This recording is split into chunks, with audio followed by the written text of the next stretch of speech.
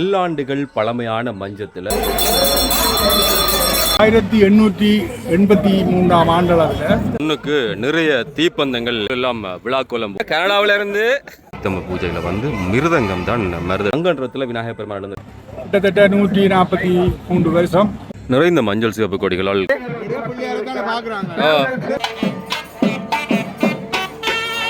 67 அல்லது 66 ஆண்டளவில் இந்த மஞ்சத்தை இழுத்து கொண்டு போய் நிறைய மண்டப படிகள் மஞ்சத்தில் எழுந்தள்ளக்கூடிய விநாயகர் தனியான ரோசாபு மாலை கொடிகுடை ஆலவட்டம் எல்லாம்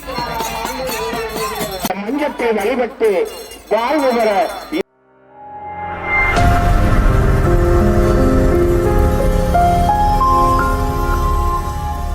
இன்றைக்கு மருதடிப்பள்ளியாவில் 10ஆம் திருவிழா. பல்லாண்டுகள் பழமையான மஞ்சத்தில் விநாயகர் பெருமான் எழுந்தருளி வளர்கிற அந்த விஷயம் என்றது இடம்பெறும். பல்வேறுபட்ட கலையம்சங்களோடு சேர்ந்திருக்கக்கூடிய இந்த மஞ்சம் என்றது மிக நீண்ட வரலாற்று பாரம்பரியத்தை கொண்டது. என்ன நடக்குது அப்படின்றத இந்த காணொலியில் பார்க்க போகிறோம். யாரும் இப்போ தான் சேனலுக்கு வாரீங்கன்னு சொன்னால் மறக்காம சேனலை சப்ஸ்கிரைப் செய்து வைங்க. அருகில் இருக்கக்கூடிய பெல் ஐக்கனை கிளிக் செய்யுங்க. தேவைப்படக்கூடிய ஆளு காணொலி அனுப்பி வைங்க. காணொலி தொடர்பில் மறக்காம கீழே வந்து கருத்துக்களை சொல்லுங்கள். ஒரு வித்தியாசமான ஒவ்வொரு வருஷமும் நிறைய பக்தர்கள் கூடக்கூடிய அதே மாதிரி தான் தங்கன்றத்தில் விநாயகர் பெருமாள் எழுந்திருவார். அதை விட வித்தியாசமான அலங்காரத்தோட பிள்ளையார் வரக்கூடிய அந்த காட்சிகள்லாம் இன்றைக்கு இருக்கும். வாங்க காணொலிகளை பார்க்கலாம்.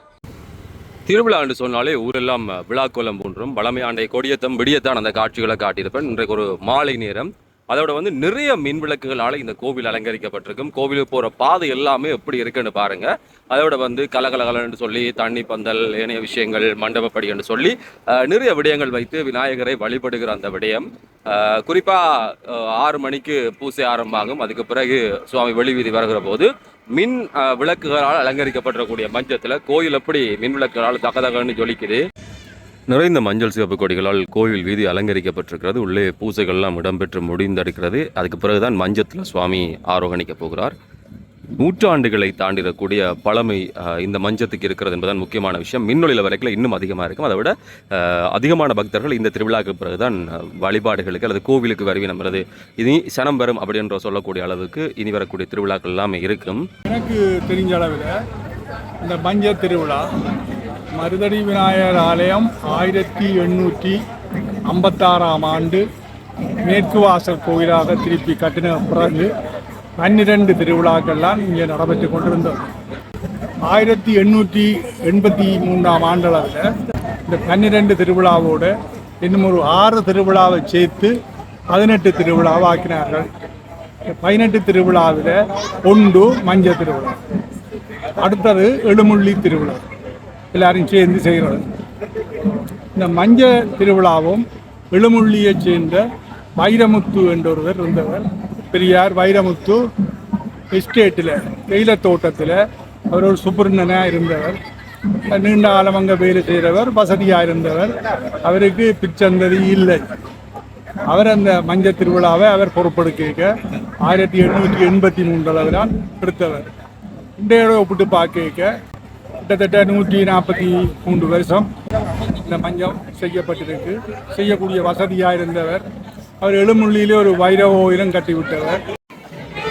ஒவ்வொரு நாளிலும் வசந்த மண்டப பூஜைக்கு முன்பாக இடம்பெறுகிற கொடித்தம்ப பூஜையில் வந்து மிருதங்கம் தான் மருதடியில் இந்த வருடத்திலிருந்து ஆரம்பிக்கப்பட்டிருக்கிறது. தவில் இசை, அது மிருதங்க இசை தான் கொடித்தம்ப பூஜையின் போது இப்போது வாசிக்கப்படுகிறது.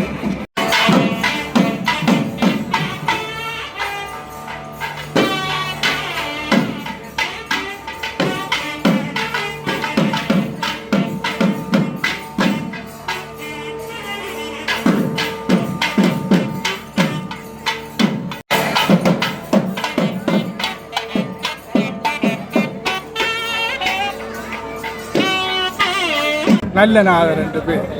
அந்த நல்லநாதருடைய மகளுக்கு ஒரு வகையிலே ஒரு சீதனம் மாதிரித்தான் இந்த 10ஆம் திருவிழா மஞ்சள் திருவிழாவை கொடுத்தவர்.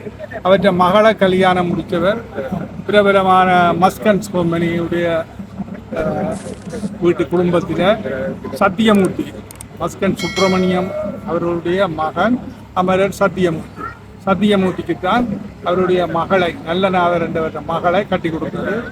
அதுக்கு இந்த மஞ்சத்தையும் திருவிழாவையும் அவர்கள் கொடுத்துட்டார். அன்று முதல் மஸ்கன்ஸ் கம்பெனியால் இந்த மஞ்சம் பராமரிக்கப்பட்டதும் திருவிழா செய்யப்பட்டு கொண்டும் வருகிறது.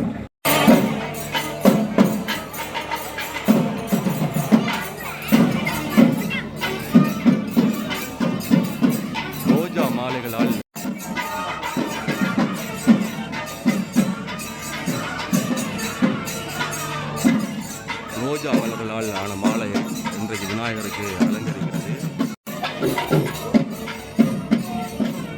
ரோஜா மலர்களை கொண்ட மாலை இன்றைக்கு விநாயகர் மஞ்சத்தில் எழுந்துள்ளக்கூடிய இந்த வேளைகளை அலங்கரிக்கிறது.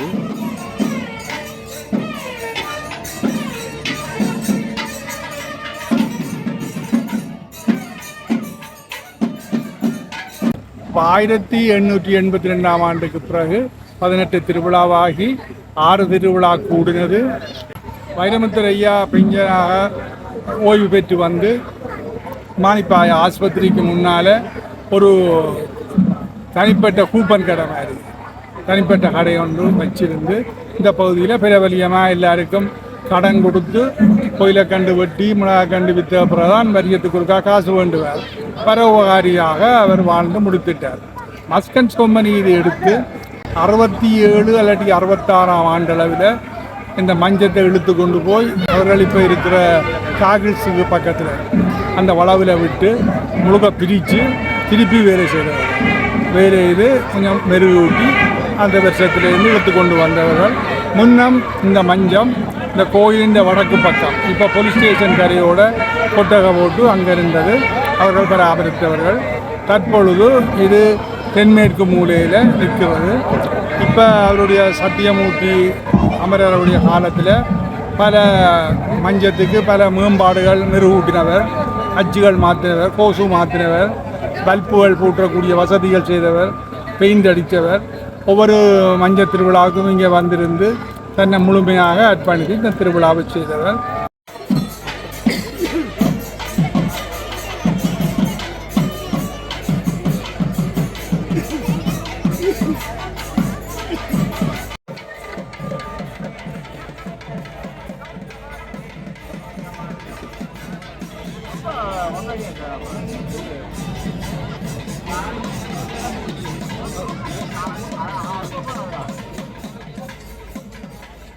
இப்போ அவருடைய மகன், மூத்த மகன் சிவமோகன், அவரும் இப்போ 2 ஆண்டுகளுக்கு முதல் மட்டும் அவரும் அதே கரிசனையோடு இதை பராமரித்து வந்தவர், செய்தவர். அவருடைய தாய் சகோதரங்கள் வந்து இந்த மஞ்சள் திருவிழாவை செய்கிறார்கள். எனது மீண்டும் நான் சொல்கிறேன் என்றால் 143 வருஷம் இந்த மஞ்சம் இந்த மருதடி விநாயகருடைய வீதியில் வலம் பெறுகிறது. நல்ல தோற்றமும் இதுவும் ஆகிறது மிகவும் அற்புதமாக இருக்கிறது. அது பல்பு பூட்டின பிறகு, லைட்டு பூட்டின பிறகு இரவில பவனி வாரவடியால் அது ஒரு கண்கொள்ளா காட்சியாக அமைந்திருக்கிறது. தொடர்ந்தும் 10ஆம் திருவிழாவில் இந்த மஞ்சம் தேவை ஏற்படும் வருங்காலத்தில் இன்னும் மெருகூட்டப்பட்டு நல்ல முறையிலே மஞ்சள் திருவிழா நடக்கும் என்று நான் மானிப்பா விநாயகர் பெருமானை வழங்கி எனக்கு இந்த சந்தர்ப்ப தந்ததுக்கு தங்களுக்கு நன்றியை தெரிவித்துக் கொண்டு எனது உரையை முடிக்கிறேன்.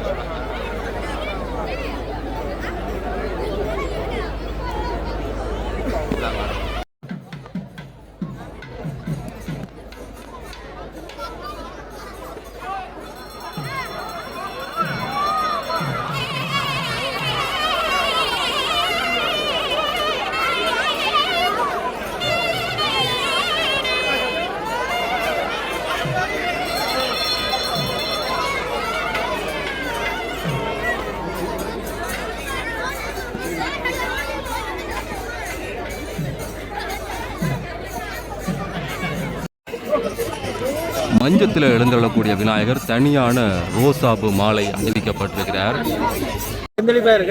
கனடாவில இருந்து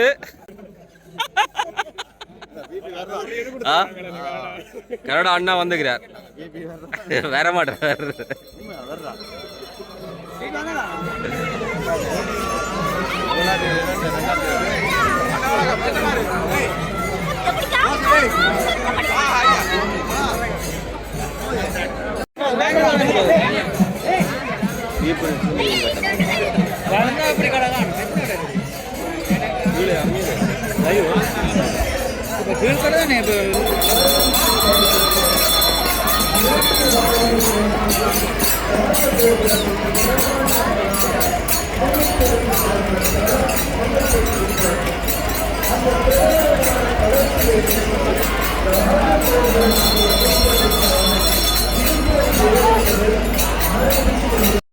மஞ்சம் வரக்கூடிய வழியில் முன்னுக்கு நிறைய தீப்பந்தங்கள் ஏந்தி வரப்படுகிறது. தீவர்த்தி பிடிக்கிற அந்த நடைமுறை என்பது திருவிழாக்கள் இருப்பது போல நிறைய மண்டப படிகள் வைக்கப்பட்டிருக்கிறது.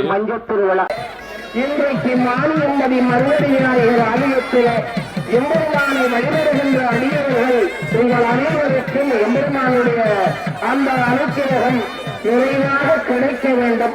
எம்பெருமானுடைய அனுக்கிரகத்தினாலே உங்களுடைய வாழ்வு மங்களகரமான வாழ்வாக மலர வேண்டும். என்ன செய்யறாங்க? என்ன செய்யறது?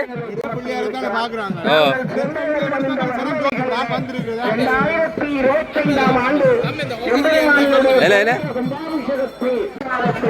இந்த குரோதி வருடத்தினுடைய நிறைவு எம்பெருமானுடைய ரதோற்சவத்தன்று நிகழ்கிறது.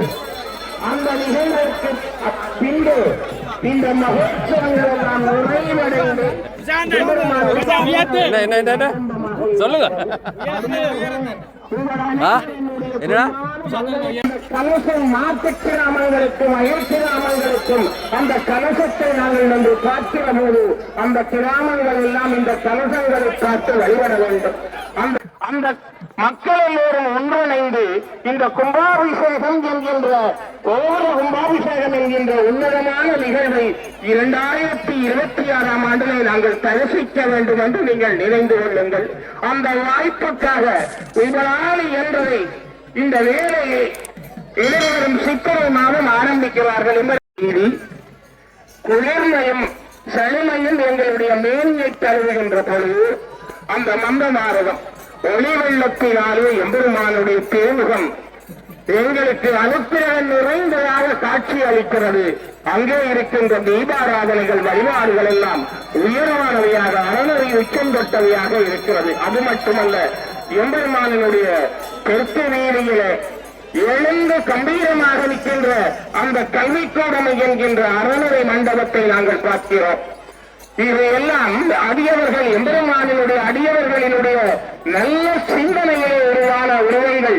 அதனாலே அடியவர்களே நாங்கள் நல்லதை நினைக்க வேண்டும். இந்த மஞ்சத்தை வழிபட்டு வாழ்வு பெற எம்பெருமான் உங்களுக்கு நிறைவான அனுக்கிரகத்தை வழங்க வேண்டும் என்று ஒரு தொடர்ந்தும் ஆசிரியர்கள்.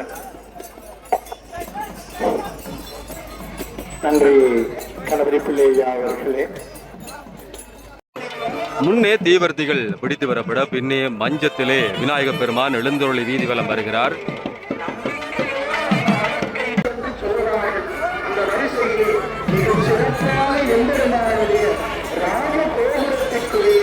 திருப்பணிகளை அடியவர்கள் நீங்களாகவே மனதிலிருந்து இங்கு இந்த காரியாலயத்தில் வந்து அடியவர்கள் தங்களுடைய விருப்பத்திற்கு அமைவாக திருப்பத்துச் சீட்டுகளை கொடுத்த வண்ணமாக எழுதிக் கொண்டிருக்கிறார்கள்.